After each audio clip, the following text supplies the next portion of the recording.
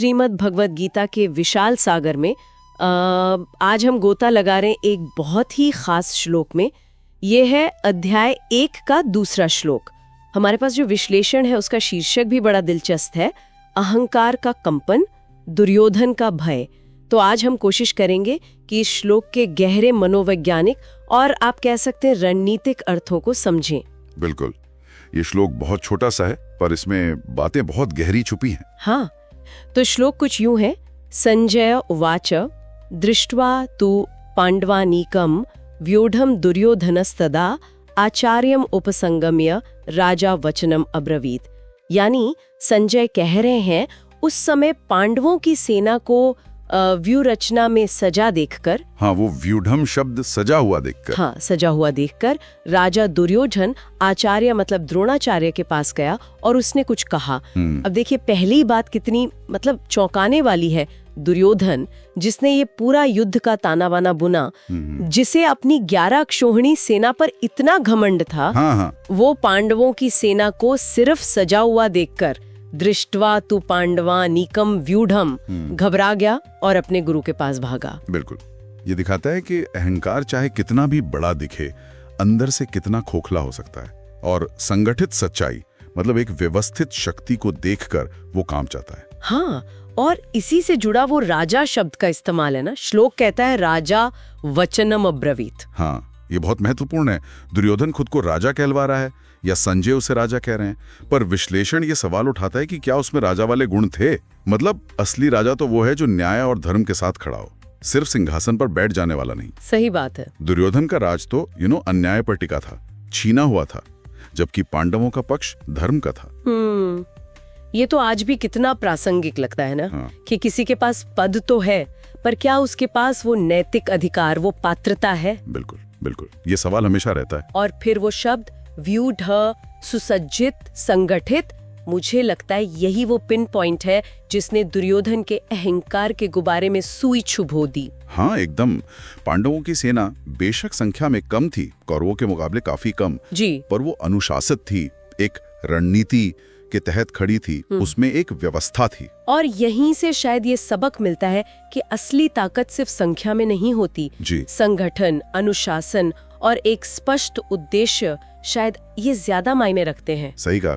एक छोटा पर संगठित समूह भी एक बड़ी बिखरी हुई भीड़ को बेचैन कर सकता है, उसमें डर पैदा कर सकता है। फिर दुर्योधन का द्रोणाचार्य के पास जाना, आचार्य मुपसंगम्य, ये भी तो अपने आप में एक कहानी कहता है। हाँ, ये बहुत कुछ कहता है। सोचिए, ये वही दुर्योधन है जिसने शायद ही पहले किसी की सलाह, किसी बड़े की बात ध्यान से सुनी हो। कृष्ण की भी नहीं सुनी, हाँ, भीष्म की नहीं सुनी, विदुर की नहीं सुनी। बिल्कुल। और अब युद्ध शुरू होने से जस्ट पहले वो गुरु के पास जा रहा है सलाह लेने या शायद अपना डर बताने। इसे विश्लेषण में अहंकार की पहली दरार कहा गया है। हाँ, ये बिल्कुल सही शब्द है, दरार। जब अहंकार सलाह मांगने लगे या किसी सहारे की तरफ भागे तो समझ लेना चाहिए कि अंदर कुछ गड़बड़ है, डर है। ये कुछ वैसा ही है जैसे हम कभी मतलब जब आत्मविश्वास कम होता है तो बाहर से पुष्टि चाहते हैं, वैलिडेशन ढूंढते हैं। एग्जैक्टली, वही पैटर्न है। तो इसका मतलब ये है कि दुर्योधन के मन में कहीं ना कहीं एक कश्मकश चल रही थी। वो पांडवों की ताकत को तो जानता ही होगा, अर्जुन का गांडीव, भीम की गदा, ये सब। हाँ, जानता तो था, लेकिन उसका अहंकार, उसकी वो 11 अक्षौहिणी सेना का गुरूर उसे ये यकीन दिला रहा था कि जीत तो उसी की होगी। पर उस सजी हुई सेना ने, उस व्यू रचना ने उसके इस भ्रम को शायद तोड़ दिया। बिल्कुल, वो जो एक आत्मविश्वास का मुखौटा था वो शायद हिल गया उस वक्त। और ये विश्लेषण इसे आज के समय से भी जोड़ता है, जो मुझे काफी दिलचस्प लगा। हाँ, वो क्या था? जैसे आज के दुर्योधन से सवालों से भागता हो, या फिर हम में से ही कोई जो किसी दूसरे को या किसी समूह को संगठित रूप से तरक्की करते या नैतिक रूप से मजबूत होते देखकर इनसिक्योर महसूस करने लगे। हाँ, ये बात तो है। अहंकार नहीं चाहता कि कोई दूसरा व्यवस्थित हो, मजबूत हो, उसे उसमें अपनी चुनौती दिखती है। सही कहा। अहंकार हमेशा बिखराव चाहता है दूसरों में। तो इस पूरी तस्वीर में हमें 3 तरह के किरदार दिख रहे हैं जिनसे हम कुछ सीख सकते हैं। हाँ, कौन कौन? एक तो दुर्योधन जो अहंकार और डर का प्रतीक है। दूसरा द्रोणाचार्य जिनके पास ज्ञान तो है पर वो पक्षपात में बंधे हैं अपनी निष्ठाओं के कारण। सही। और तीसरा संजय जो दृष्टा है, तटस्थ है, जो बस देख रहा है और सच कह रहा है बिना किसी लाग लपेट के। वाह, ये बहुत अच्छा फ्रेमवर्क है इसे समझने का। दुर्योधन, द्रोणाचार्य, संजय। और जीवन के कुरुक्षेत्र में हमें चुनना है कि हम इनमें से कौन सी भूमिका निभाना चाहते हैं या निभा रहे हैं। बिल्कुल। तो अगर हम इस पूरी चर्चा को समेटें तो मुख्य बातें क्या निकल कर आ रही हैं? मेरे ख्याल से पहली तो ये कि जो दिखावती ताकत होती है या जो अहंकार पर आधारित शक्ति होती है वो असली, संगठित और नैतिक शक्ति से हमेशा घबराती है। हाँ, ये सबसे बड़ा टेक अवे है। डर सबसे पहले उसी को लगता है जिसकी नींव खोखली हो। और दूसरी बात कि जब अहंकार अचानक सलाह या सहारे की तरफ भागे तो ये अक्सर उसके अंदर के डर और असुरक्षा का ही इशारा होता है। बिल्कुल।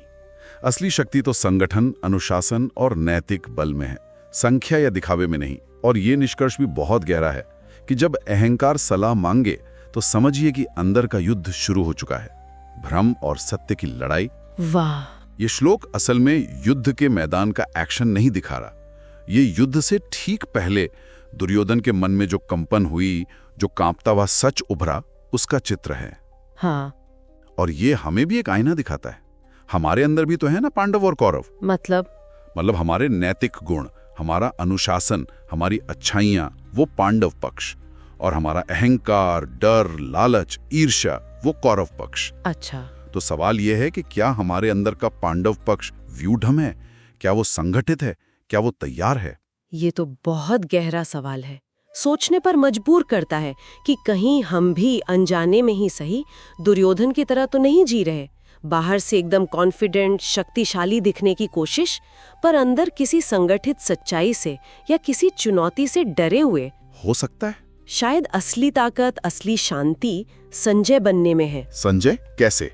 मतलब वो दृष्टा बनने में, जो तटस्थ है, जो स्पष्ट है, जो चीजों को वैसे ही देख सके जैसी वे हैं, न डर से प्रभावित हो, न किसी पक्षपात में बहे, बस देखे और समझे। तटस्थ दृष्टा, ये एक बहुत ऊंची अवस्था है, पर हाँ, लक्ष्य तो यही होना चाहिए, स्थिति को स्पष्टता से देखना। बिल्कुल। तो ये थी हमारी आज की चर्चा गीता के पहले अध्याय के दूसरे श्लोक पर। उम्मीद है ये सोचने के लिए कुछ नए बिंदु देगी। अगर आप अब तक हमारे साथ जुड़े हुए हैं तो जाहिर है ये बातें आपके लिए मायने रखती हैं। तो इस वीडियो को लाइक जरूर करिए, और अगर आप चाहते हैं कि हर हफ्ते ऐसी ही लाइफ चेंजिंग बातें, गहरी चर्चाएं आप तक पहुंचती रहें तो सब्सक्राइब करना मत भूलिएगा।